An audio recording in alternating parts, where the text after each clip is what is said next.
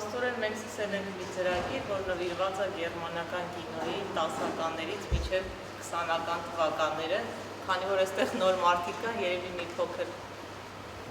նորից անդրադառնամ մեր ծրագրին, ընտրել է Իման Մհդյանը, ես մասնագիտությամբ կինոռեժիսոր եմ, նկարահանել եմ կարճամետրաժ ֆիլմեր և աշխատում եմ դիամետրաժ նախագծի վրա։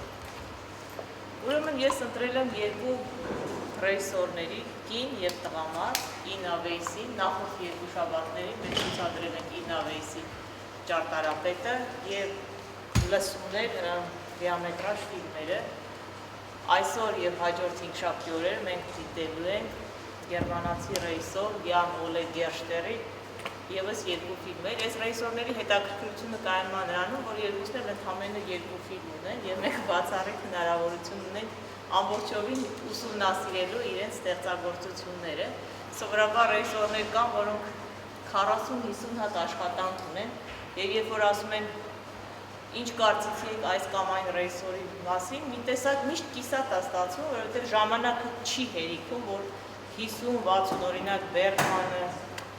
գերմանացիներից Ֆասբինդերը ահռելի քանակությամբ ֆիլմեր ունեն և շատ դժվար է ամբողջը նայել և բան անել։ Այդ առումով մեր համար շատ հետաքրքիր է, որ հենց այս ռեժիսորները ունեն ընդամենը երկու ֆիլմ, սովորաբար երկու ֆիլմերը, առաջին երկրորդ ֆիլմերը համարվում են դեբյուտային ֆիլմեր, ու դեբյուտային ֆիլմերի հետաքրքրությունը նաև կայանում է նրանում, որ մենք հնարավորություն ունենք տեսնելու ռեժիսորի փնտրտուքները, ինքը ինչ է սիրում, ինքը իր համար նաև ոնց որ դեբյուտային ֆիլմերը ոնց որ փորձադաշտ լինեն, քո հնարավորությունները, քո մտածածը և իրականությունը ինչպես են համընկնում, ինչպես աշխատացնել։ Այն մի բան է, երբ որ գլխիդ մեջ է, մի այլ բան է, երբ որ դու գնում ես նկարահանման հրապարակ, կանգնում ես ու փորձում ես դա ռեալիզացնել, հատկապես սկսնակ մարդկանց համար, հիմա ես կդառնամ այս Յան Օլե Գերշտերի, որը ասում է, որ ինձ համար կինո նկարելը դա միշտ վախենալու պրոցես է, որովհետև դու ամեն անգամ պետք է գաս նկարահանման հրապարակ, ֆիլմ նկարես, որը գնալու է կինոթատրոն, որի համար օրինակ Գերմանիայում 8 եվրո են մի տոմսը արժե, և դու պետք է անընդհատ այդ 8 եվրոն արդարացնես, որովհետև բացի արդարացնելուց դու ռեժիսորի խոսքով ասած դու մարդու կյանքից 2-3 ժամ ես խլում, այսինքն շատ մեծ պատասխանատվություն է մարդու կյանքից ժամ խլել և փոխարենը ոչինչ չտալ։ Հուսով եմ, որ այս մեր հանդիպումները հենց այդ շանսն է քննարկելու ավելի խորը հասկանալու այս ֆիլմերը։ Ուրեմն Գերշտերը ունի երկու ֆիլմ, մեկը կոչվում է անգլերեն տարբերակով «Oh Boy», ռուսերեն թարգմանել են «Простые сложности» Նիկո Ֆիշերը, իսկ իր հետո մի տարբերակ էլ կա, որ կոչվում է «Coffee in Berlin», այսինքն շատ լայն բան ունի, և ես իր առաջին ֆիլմի հետաքրքրությունն էր, որ այսպես ասած անկախ կինոարտադրության հետևանք է, ոնց որ ասում են ինդի ֆիլմեր և եվրոպական ստանդարտներով ընդամենը ֆիլմի բյուջե կազմել է 300,000 եվրո և հետաքրքիր է նա, որ այդ 300,000 եվրոն ապագայում դառնում է 3 միլիոն կինոթատրոնների համար։ Ես սա բացառիկ հնարավոր, այսինքն բացառիկ բան է, որ 10 անգամ, այսպես ասած, եկամուտ է բերում, և այս 12 թվից հետո մոտավորապես 7 տարի Գերշտերը ոչինչ չէր նկարում, և ինքը դա պատճառաբանում է նրանով, որ քանի որ ինքը այսպես միանգամից այս հայտնիության ալիքը եկավ իր վրա, ամբողջ Եվրոպայում, նույնիսկ Չինաստանում, Ամերիկայում, ամենուրեք այս ֆիլմը ցուցադրվել է, այդ «Oh Boy»-ը, որ ասում են, իր առաջի 2012 թվի ֆիլմը, և ասում է, ես կարծես թե գետնից կտրվել էի, ու այլևս ինձ թվում էր, որ ես, քանի որ մեկին ասեմ, պատկերացրեք ձեզանից մեկին Հոլիվուդից զանգում է և ասում են, ինչ ուզում ես նկարի, միայն թե մի բան նկարի, դա իսկապես թևերդ գետնից կտրում է, որովհետև քեզ թվում է, թե դու ամենակարող ես։ Եվ ինքն էլ այս էյֆորիայի մեջ էր եկել առաջի ֆիլմից հետո և երկար ժամանակ ֆիլմ էր, բայց սցենար էր ման գալիս։ Այս «Oh Boy» ֆիլմը, որը մենք մյուս հինգշաբթի ենք նայելու, սցենարը իրանն է, այսինքն հեղինակը ինքն է, իսկ երկրորդ ֆիլմի համար այսպես շատ ուզում էր համասցենարիստ կամ ոնե սցենարիստ գտնել, որի հետ կարող էր աշխատել։ Շատ երկար բազմազան սցենարներ է կարդացել, փնտրել է, բայց այսպես ասած ոչ մի բանից բավականություն չի ստանում։ Ուրեմն այսպիսի մի տեղ կա, Տորինո Լաբա կոչվում, որտեղ ինքը հանդիպում է իր սցենարիստին, այսպես հանդիպումների ժամանակ սցենարիստը պատմում է այն ֆիլմի մասին, որը կոչվում է Լարա, Լարայի մասին է պատմում և Գերշտերին բավականին հետաքրքրում է այս ֆիլմը, ասում է, եթե օբոյը ներսից դեպի դուրս գնացող ճանապարհ էր, որովհետև ինքն է կենսագրական էր, Լարա ֆիլմի դեպքում սա ավելի շուտ դրսից դեպի ներս եկող ճանապարհ էր, որովհետև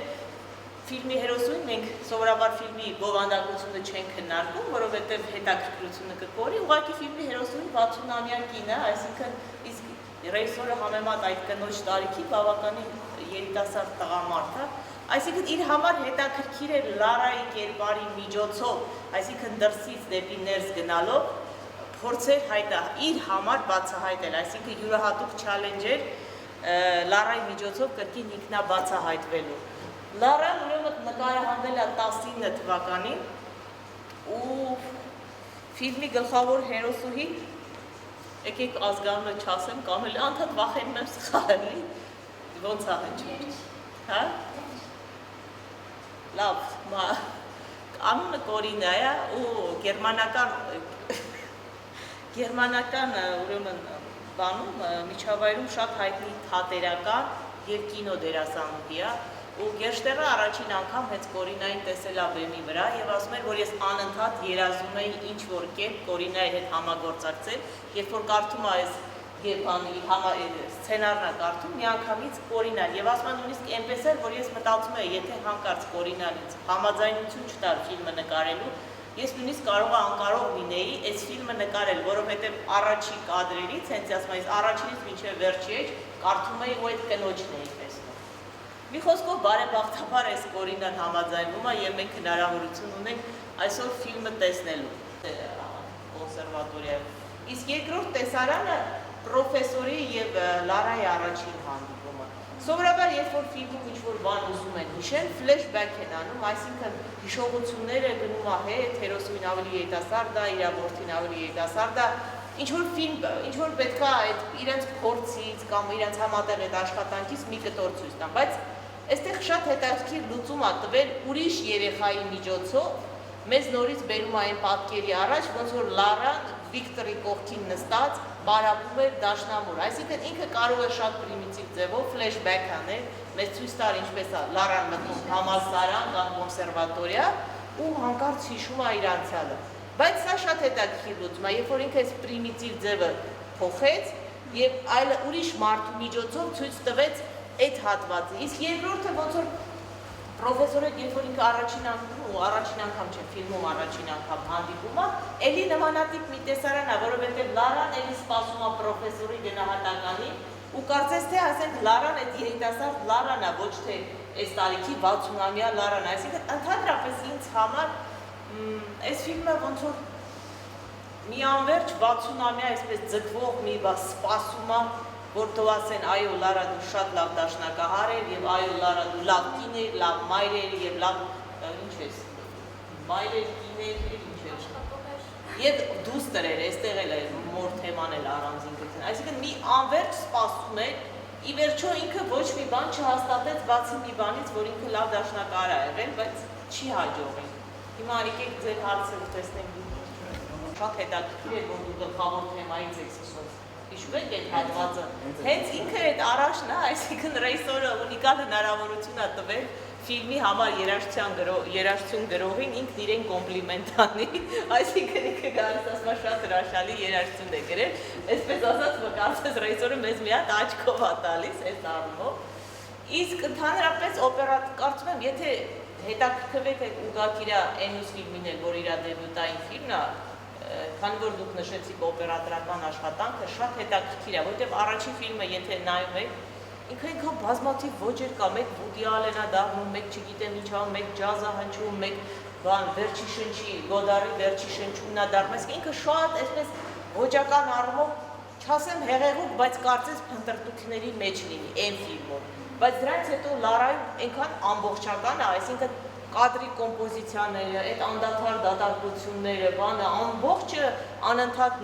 մատնանշում են, որ այս կինը մենակ է, այսինքն երբեք ուր գնում է, ինչ անում է, անդադար այդ մենակությունն է, բացի դրանից էլի այդ մասին խոսացիք տարվա եղանակի հետ կապված, իրականում օրիգինալ սցենարը փաստորեն եղել է ամառվա հետ է դեպքերը կատարվում, ամառվա ընթացքում է կատարում, այս ռեժիսորը երբ որ որոշում է նկարի, հենց տարիքի հերոսու տարիքի հետ կապված որոշում է գործողությունները դեպի աշուն տեղափոխվի եւ իմ կարծիքով էլի շատ լավ լուծում է հենց այդ քայքայվող այդ բնությունը այդ անդառնալի կորուստը գեղեցկության ու դրա հետ զուգահեռ նաեւ Լարայի արդեն զգայուն տարիքը, եթե կարելի ասել, ու մի հատ բան է, որ ասենց մեղմացնում է գոնե ինձ համար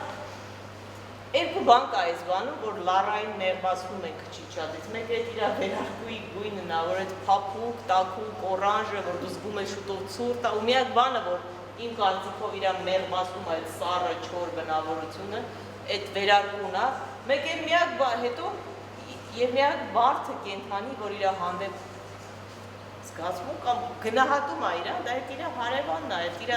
տաքսը բարդ հարևանն է, եւ այս տեսարանը ինձ շատ Երևանն է հիշեցնում, որ ասում է Երևանը այնքան փոքր է, ինչպես պտտվում ես, անդադ մեկին հանդիպում ես, ու այս հարևանը ոնց որ դրա սիմվոլը լինի, չէ՞, հենց այդ տաքսու մեջի տեսարանը դրան է վերում, այսինքն շատ փոքր, ես չգիտեմ Բերլինում չեմ եղել, ով եղել է, ասեք, շատ մեծ է, փոքր է այդ քաղաքը, բայց այս տեսարանը այդ ինտիմությունն է վերում, որ ինչպես պտտվում ես, իրար անդադ հանդիպում ես, Արամ դուք եղել եք, դու փոքր է, թե մեծ է։ Տնական, չէ, կար, չէ, ինչ-որ թխվածք էր թխել, այսինքն ինձ թվում է սա էլ հենց այնպես չի, որ իր մայրը թխվածք է թխել, այլ բոլորը փորձում են ինչ-որ կերպ Վիկտորին պիտանի լինել կամ պետքական լինել ավելի շատ, բացի դրանից ուզում եմ այս դուք իհարկե ասացիք էդ ինձ համար է շատ կարևոր էր այդ դռների թեման, այդ փակ դռների, պատնեշների ու ֆիլմում այդ ֆանտաստիկա, այսինքն անընդհատ Պատուհանը բացում է ինքը դնում աթորը կամնում, որ ամբողջ քաղաքը դիտի, ինձ թվում է դա է Կարծում եք դիտի, թե ինքնասպանություն անի։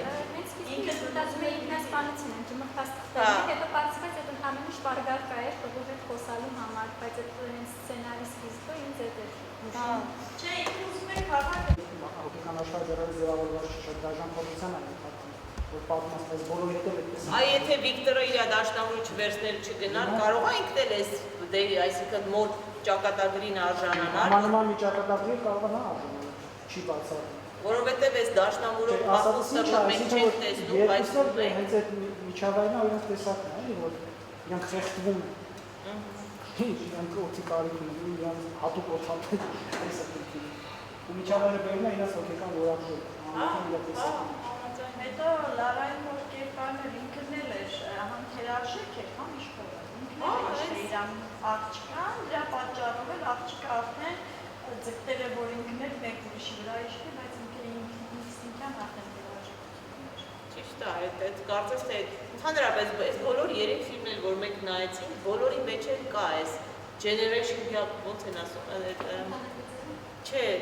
սերունդների ինչ են ասում։ Ժառանգականություն Այդ հայրերի որդիների պրոբլեմը, այսինքն բոլոր երեք ֆիլմերում էր, սա առանցքային գնում է այս, ինչ որ մենք նայում ենք, ես ճիշտ ասած չէ։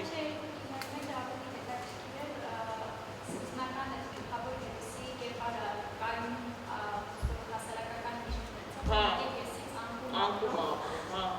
ճիշտ է, այդ էլ կա։ Մի խոսքով կա թերարժեքություն, կա այս սերունդների հայրերի որդիների, հայրերի որդերի, դրսեք։ Թերարժեքությունից գալիս է սերունդներից մինչև բախում է, այսինքն ինքը իրեն չրեալիզացված չդասված բոլոր երկրները փորձում է պրոյեկտել իրենց եկող սերունդի վրա։ Հենց այդ այստեղ այդ երեք սերունդի բանը հենց այդ բախում է թվում, կապը որ տապը վերջը հինգուսանտից մի սերունդ նայում ինչ արեց ինքը դարձել տեգոսը։ Հա, շատ լավն էր, իսկ այդ բակի տեսարան այնքան սիրուն էր նկարացան անցել։ Մի երկու հատ տեխնիկական բան, այս տղայի մոտ երկու ֆիլմերում էլ նույն դերասաններն են խաղում, հաջորդ շաբթի օրվա դերասանը, այսօրվա Վիկտորը Old Boy ֆիլմի գլխավոր դերակատարն է լինելու, այնտեղից էլ ինչ-որ կերպարներ կային, որ ես այս ֆիլմում տեսա, այսինքն սիրում է այսպես աշխատել շարունակական դերասանների։ Այստեղ մի հատ փոքրիկ անձնական բանը դիտարկում անեմ, ընդհանրապես երբ որ դերասանները թատրոնում են խաղում, հնարավորություն է իրանց տեսնելու, իրանք ահռելի մեծ ներկապնակ են ցույց տալի դերասանական բան։ Բայց երբ որ կինոյում ինչ-որ դերասանին կանչում ես որևէ ֆիլմում խաղալու, սովորաբար այդ ահռելի ներկայացնելը շատ փոքր կտորներ ես դու օգտվում, որովհետև կարծես թե ժամանակ չես տալի դերասան իսկապես զարգացնի, ինչպես որ բեմում է կատարվում։ Ու ինձ թվում է հենց դրա համար ռեժիսորները շարունակաբար միևնույն դերասաններին են կանչում, որովհետև այս ֆիլմում այս գույնից են օգտվում, այն մյուս ֆիլմում այս գույնից են օգտվում, եւ կարծես էգոիստաբար փորձում են ինչ որ բեմում մի տեղում կատարվում է, իրենց ֆիլմերի մեջ շաղ է կացել ու փորձում է ռեալիզացնել այդ ինչ որ չի կարվում մի բանի մեջ, ֆիլմից ֆիլմ այդպես բան են անում, ու այդքան շատ ռեժիսորներ կան, որոնք սիրում են միևնույն դերասանների հետ խաղալ։ Օրինակ, եթե Մայք Լիի ֆիլմերը նայեք, անգլիացի ռեժիսոր, կտեսնեք, որ ինքը իր դերասանների հետ ծերացել է, որտեղ ֆիլմից ֆիլմ ու դերասանները խաղացել են ու վերջում արդեն բոլորը պապիկ տատիկ է դարել, բայց այդ ֆանտաստիկ բան է իմ կարծիքով, նույնիսկ փորձարկում է դերասանը ոնց է մեծանում, ոնց են փոփոխվում, այդ հրաշալի բան է ինքը։